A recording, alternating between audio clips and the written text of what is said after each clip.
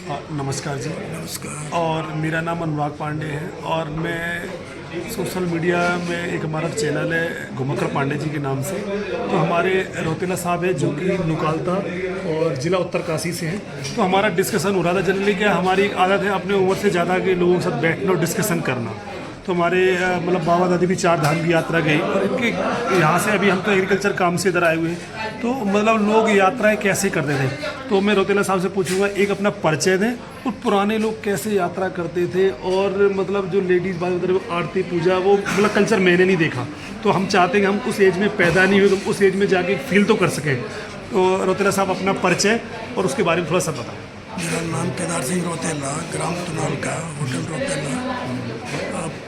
पहले टाइम में हमारे पिताजी जब 4 धाम की केदारनाथ की यात्रा में गए तो पैदल जाना था और 2-4 किलोमीटर चलने के बाद अपना स्नान ध्यान अपने हाथ से भोजन बनाया और उसके बाद पैदल चलना था।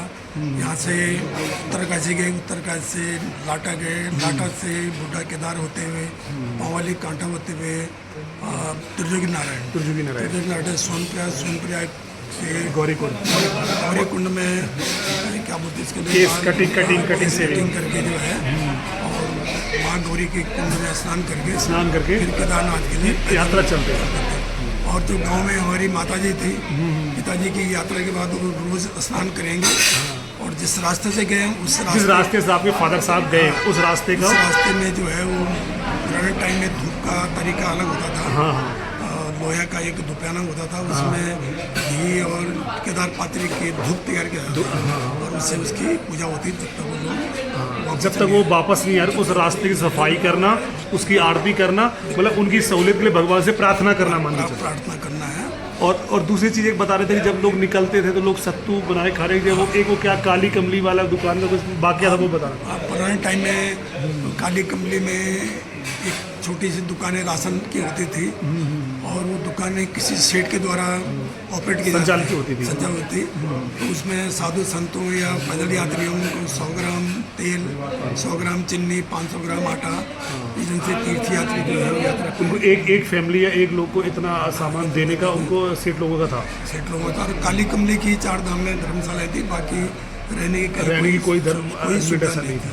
लेकिन आज के तारीख में जितने भी धर्मशालाएँ हैं वो सब क्या अवस्था में बोलते हैं, छेड़ अवस्था में चली गई हैं और आज की तारीख में तो अब होटल बन गए सब कुछ।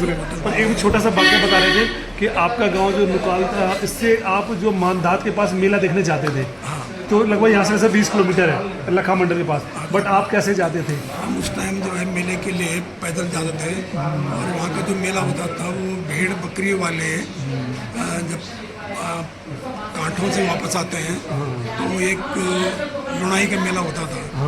उसमें भेड़ बकरियों को नमक देते हैं, उसके लिए जो है वो जो भेड़ बकरी वाले भेड़वा कहते हैं उनको, तो एक कल्चर प्रोग्राम करते थे। कल्चर प्रोग्राम होता था एक्टिविटीज, लेकिन वो यहाँ से आप देखने जाते थे।